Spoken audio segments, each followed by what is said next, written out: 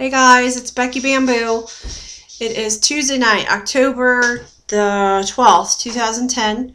I just finished uploading my last video for the day of food for you guys. Thank you for everybody who's been responding and following along and whatnot. That just gives you a little glimpse into the day of a post-op gastric bypass patient meal eating extravaganza. I don't eat the same foods every day, so I can't really, I'd have to show you like probably a month's worth of daily videos to really give you a perfect idea of like the different kinds of things I eat. But as you can see, I eat crab, I eat shrimp, I eat chicken, I eat turkey. It varies a whole lot from day to day what I have, and it's pretty normal for us to have like leftovers, and we just like repeat meals throughout the week. It used to be that we would make a different meal every night of the week, and now it's not so much like that. We just pretty much like we'll make a meal, and it will usually last at least 2 days, sometimes 3, depending on what it is. And that's pretty much what we do. We eat it till it's gone. It actually works out a lot better for me because it gives me lunch stuff like every day. I have pretty much like home cooked stuff or leftovers of some sort in the house to eat, so it works out really nice. So anyway, I just wanted to mention that it's all done, and that gives you an idea of the portion sizes that I eat. And I know a lot of people have been saying that that's been super helpful, and I hope that it is. I hope that is easier to tell rather than hearing us say, well, I eat about 4 ounces or 5 ounces or whatever. So the big thing is protein first. So as long as you remember that, then you'll be good. Okay, so this is also going to be an update on my doctor's appointment. So many of you left me comments on Facebook and whatnot about the surgeon scale being better today and yada, yada, yada. Well, the surgeon scale was not better today. In fact, it was still just as much off this time as what it was the last time. And the scale was in a different room yet again. So I weigh 317 pounds at home. So when I got on the scale there, I expected to see 347 pounds. And I was pretty damn close. So it was 344 at the doctor's office.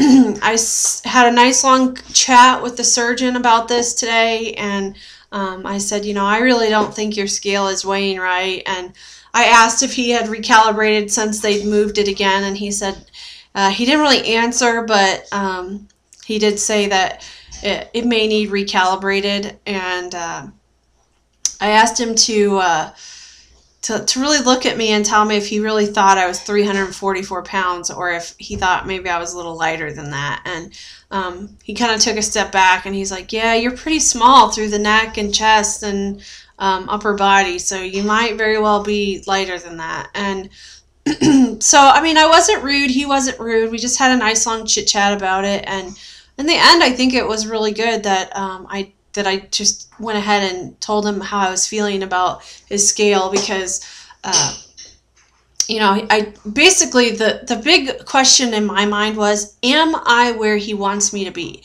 Am I losing weight, even going by his numbers, at a rate that he thinks is adequate?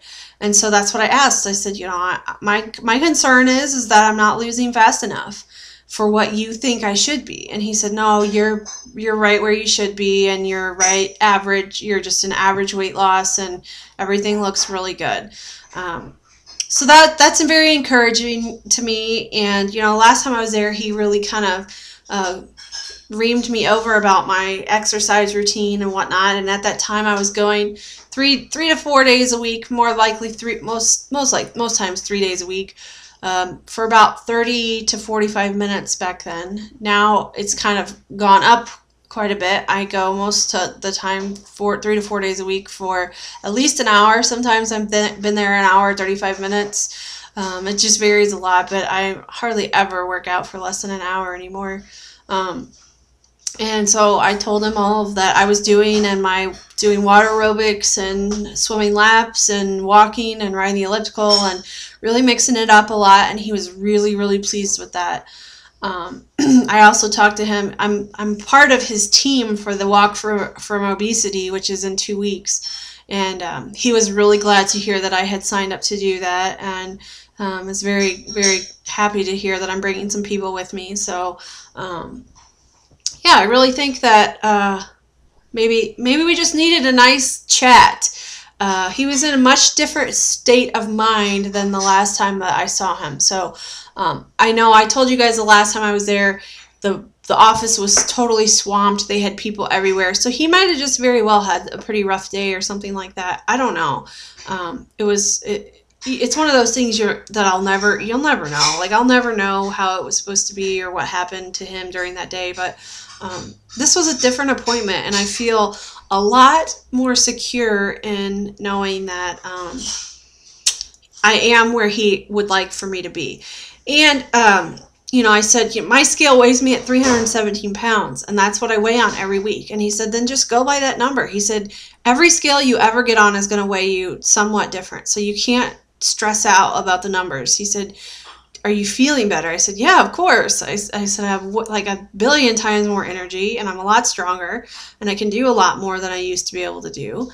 And he said, well, really, that's all that matters. He said, it's not a numbers game so much as just, being able to be active and incorporate changes into your lifestyle. And that's exactly what I'm doing. And all of you know that. All of you watch me every day, and you know that I just truly am making this a new life. It's, a life that includes diet changes and exercise changes. And my wonderful husband is participating in that with me. And, I think we're both just so much better off, and we have a lot more energy than we did. So it's really, really nice.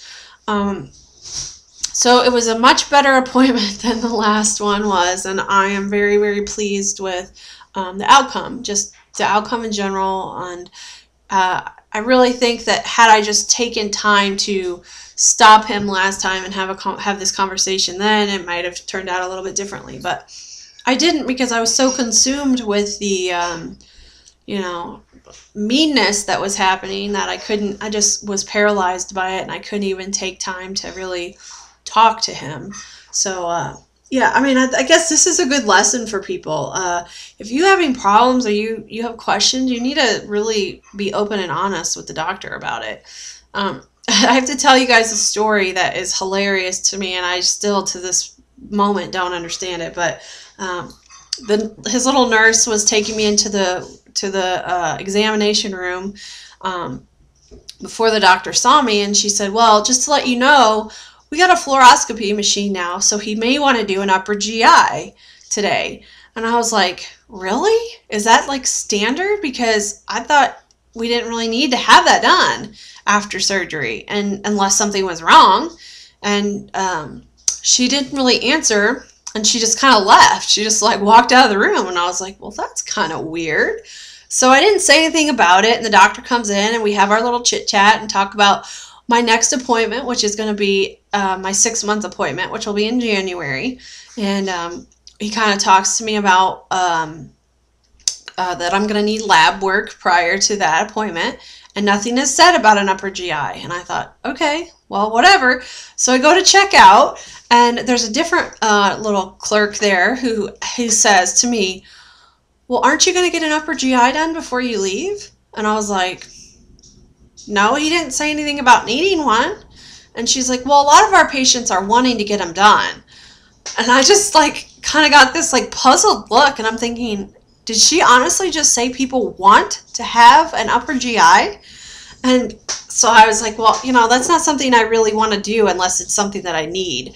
I don't particularly want to pay to have an upper GI done unless it's a necessity, She's like, well, we'll bill your insurance. And I'm like, well, regardless, I still have to pay a percentage of that cost. And I don't really want to pay it unless I have to have it done. And she's like, oh, well, a lot of our patients they just really like to see their new anatomy. And that really is a good way to show like how it works and whatnot. And I was like, well, isn't that something that people should know before they have surgery? And she's like, well, yeah, you'd be surprised how many people don't quite understand how the body functions after the surgery. I'm like, well, then clearly the education is not appropriate, because I researched the hell out of this, and I know exactly what's going on inside of me. And if I didn't understand it, I wouldn't have had surgery. Like, I just wouldn't put my body through something I didn't get. So, I don't know what that's all about. So the girl says, well, what are you just afraid that the barium tastes bad? And I'm like, I'm not afraid that the barium tastes bad. The barium tastes bad. I mean, come on, it tastes crappy. And she's like, well, our barium tastes better than the barium at the hospital. And I'm like, oh yeah, sure. It does. It's still barium. I don't really care. It's still going to taste like crap, and I'm not going to do it. You're still not selling me. So I don't know what the deal is, why they're pushing upper GI, but I kind of have a feeling like in my gut that tells me that they got this fluoroscopy machine, and in order to keep it, they need to do so many procedures with it in a year or in so much amount of time, and so they're really wanting everybody to have one done. But let's just face it. I mean, who is going to want to go to the doctor to get an upper GI? If that's what you want, you got some messed up thing going on, because that is not pleasant. I mean, those of you who are pre-op and haven't had it done yet, I don't want to freak you out, because it's not that terrible, but it's not pleasant. It's not something you want to just voluntarily go do unless you have to do it.